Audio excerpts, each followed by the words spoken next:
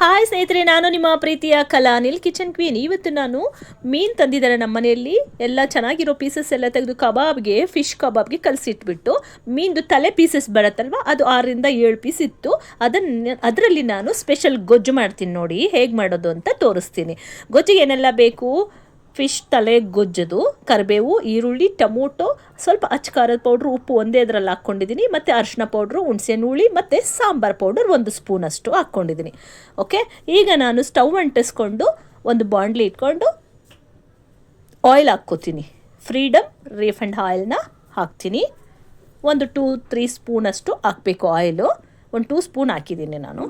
ಹಾಕ್ಬಿಟ್ಟು ಚೆನ್ನಾಗಿ ಆ ಆಯಿಲು ಬಿಸಿ ಆದಮೇಲೆ ನಾನು ಕರಿಬೇವು ಹಾಕ್ಕೊಳ್ತಾ ಇದ್ದೀನಿ. ಓಕೆ, ಕರಿಬೇವು ಹಾಕಿದ್ಮೇಲೆ ಅದು ಸ್ವಲ್ಪ ಸಿಡಿದ ಮೇಲೆ ನೆಕ್ಸ್ಟ್ ನಾನು ಆನಿಯನ್ ಹಾಕ್ಕೊಳ್ತೀನಿ. ಓಕೆ, ಆನಿಯನ್ನ ಸ್ವಲ್ಪ ಚೆನ್ನಾಗಿ ಫ್ರೈ ಮಾಡಬೇಕು. ಕಟ್ ಮಾಡಿರ್ತಕ್ಕಂಥ ಆನಿಯನ್ನ ನೋಡಿ ಸ್ವಲ್ಪ ಮೆತ್ತಗಾಗುವಷ್ಟು ಫ್ರೈ ಆದಮೇಲೆ ನಾವು ಒಂದು ಟೊಮೊಟೊ ಕಟ್ ಮಾಡಿ ಇಟ್ಕೊಂಡಿದ್ನಲ್ಲ, ಅದನ್ನು ಹಾಕ್ತಾಯಿದ್ದೀನಿ. ಈಗ ಅದನ್ನು ಫ್ರೈ ಆದಮೇಲೆ ಸ್ವಲ್ಪ ಚೆನ್ನಾಗಿ ಗೊಜ್ಜು ಥರ ಫ್ರೈ ಆಗುತ್ತೆ. ಅದಾದ ನೆಕ್ಸ್ಟ್ ನಾವು ನಾವು ಅಲ್ಲಿ ಇಟ್ಕೊಂಡಿದ್ವಲ್ಲ ಐಟಮ್ಸು, ಅದನ್ನು ಒಂದೊಂದಾಗಿ ನಾವು ಹಾಕ್ಕೋಬೇಕು. ಫಸ್ಟ್ ಅರಿಶಿನ ಹಾಕ್ಕೊಳ್ತಾ ಇದ್ದೀನಿ. ನೆಕ್ಸ್ಟು ನಾನು ಖಾರದ ಪೌಡ್ರು ಮತ್ತು ಇದು ಕಲ್ಲುಪ್ಪು ರುಚಿಗೆ ತಕ್ಕಷ್ಟು ಇಟ್ಕೊಂಡಿದ್ನಲ್ಲ, ಅದು ಹಾಕ್ತಾಯಿದ್ದೀನಿ. ಈಗ ಇದು ಸಾಂಬಾರು ಪೌಡರ್ 1 ಸ್ಪೂನಷ್ಟು.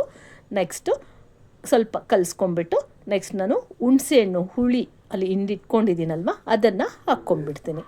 ಓಕೆ, ಅದನ್ನು ಸ್ವಲ್ಪ ಅದ್ರ ಜೊತೆಗೆ ಇನ್ನೊಂದಷ್ಟು ನೀರು ಹಾಕ್ಬಿಟ್ಟು ಚೆನ್ನಾಗಿ ಗೊಜ್ಜಾಗಿ ಫ್ರೈ ಮಾಡಬೇಕು. ಓಕೆ, ಚೆನ್ನಾಗಿ ಕುದಿಬೇಕದು. ಚೆನ್ನಾಗಿ ಕುದಿದ ಮೇಲೆ ಒಂದು 2-3 ಮಿನಿಟ್ಸು ನಾವು ಈ ಮೀನು ಪೀಸಸ್ನ ಎತ್ತಿ ಅದರಲ್ಲಿ ಹಾಕಬೇಕು. ಮೀನು ಪೀಸಸ್ ಅಂದರೆ ತಲೆ ಪೀಸಸ್ಸು ತುಂಬ ಚೆನ್ನಾಗಿರುತ್ತೆ. ನನಗೆ ಹುಳಿ ಹುಳಿಯಾಗಿರುತ್ತೆ, ಭಾಳ ಇಷ್ಟ ನನಗೆ.